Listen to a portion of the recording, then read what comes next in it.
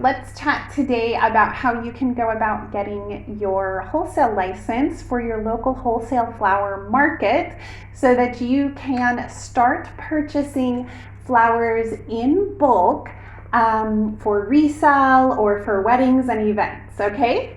If you are new to this channel, my name is Chelsea Fess and I am a flower arranging instructor. I've been a floral designer for about 20 years. I am the author of Field Flower Vase and I love sharing resources with aspiring florists. So if you need more flower arranging tips and tricks to become a florist, or you would just like to enjoy some fresh flower tutorials, go ahead and give this video a like and then subscribe. So I think a lot of people don't actually think about if they're ready for the wholesale license or not. And again, this is going to depend on your city, okay? So first off, I want you to answer a question for me. And that is, what are you doing now that makes you want to shop at your wholesale market, okay?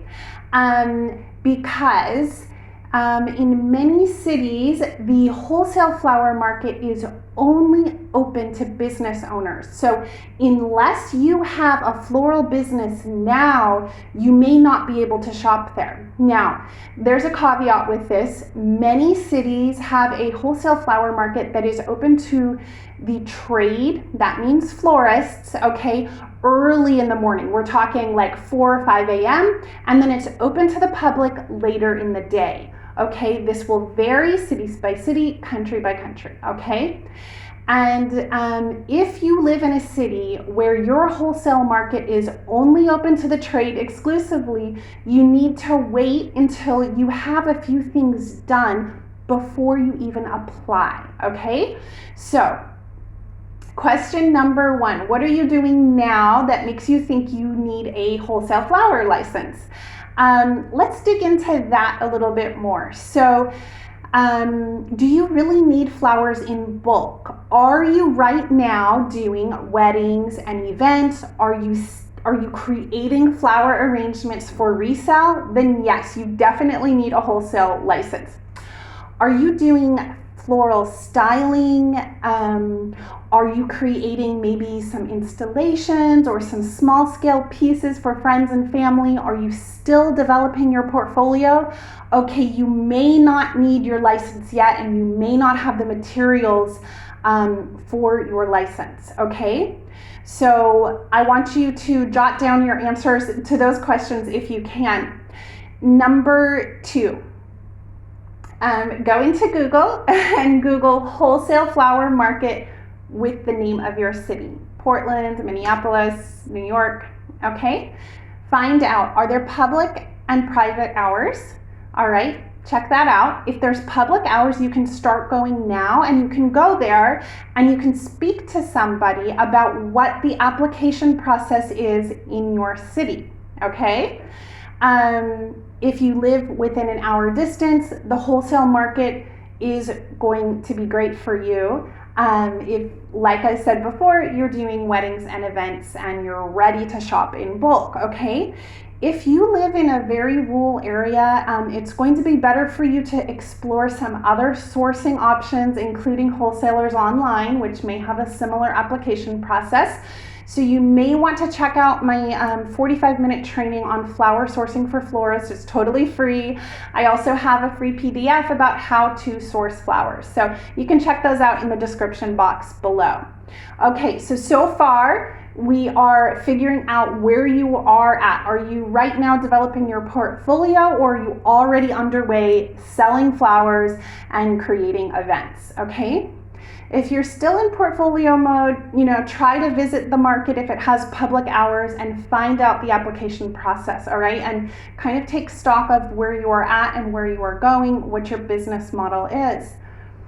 So when you start to look at the applications for wholesale markets, there are often two types of applications. So this is why I need you to already know what your business model is before you delve into the application, okay?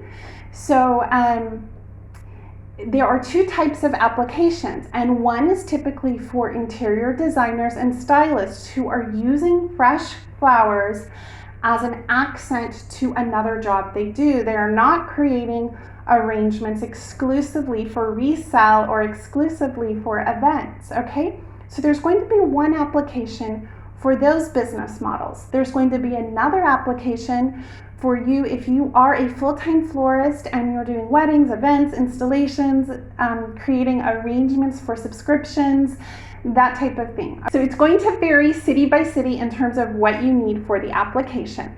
So typically there's the two types. Let's say you're a full service florist.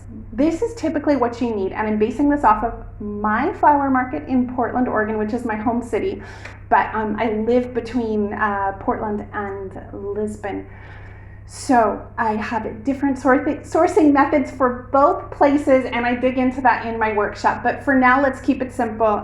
In Portland, they have one of the strictest flower markets, okay? It's only open to the trade, and you're going to need a variety of paperwork. So for Portland, it's one of the strictest, but really for any flower market, you need to basically just prove that you have a floral business. You're going to need a website or an Instagram showing your portfolio.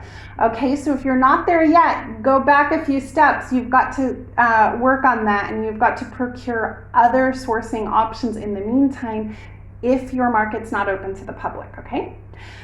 You're going to need your website, you're going to need your business license, your tax ID number, and that will depend on what type of business you've set up. So I really encourage you to check out your own chapter of the Small Business Association and to also speak with an accountant about how you want to set up your business, because you will need that paperwork done. Now, markets that are a little more strict, like Portland, you need to show your agriculture license, okay? And a lot of this is just paperwork and fees. It's not that big of a deal. It's a total pain, but it's pretty simple, all right? But start out with your tax ID, your business license, and your website, being able to show you have a business, that you've registered the name, and all of that. Now, if you're just starting out and you want to be really simple, you may want to consider just a sole proprietorship. You can use your social security number for your tax ID number, but you really need to speak to an accountant about that, because it's going to depend on your business model and what types of jobs you are engaging in, okay?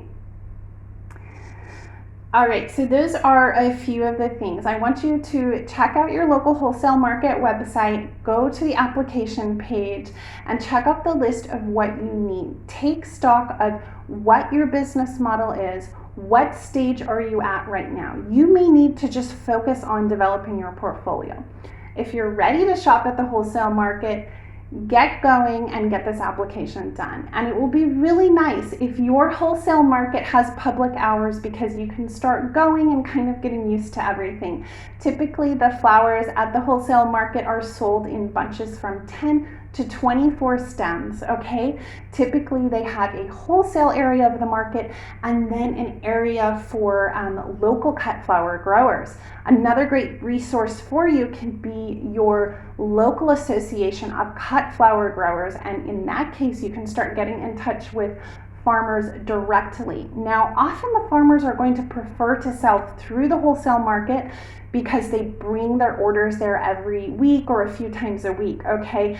And it's hard for them to do small orders, but in some cases, you may be able to order directly from farmers. And as I've mentioned before, that can be all about relationships.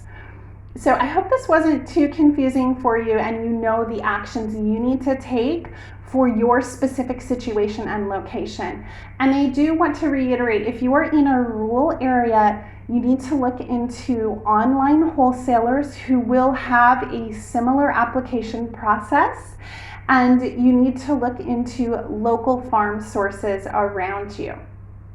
Okay, and if you want to join me for the free 45-minute training about sourcing flowers as a floral designer and floral stylist, you can just click the link in the box below, and what happens is you put in your email and then I send you a link to the workshop.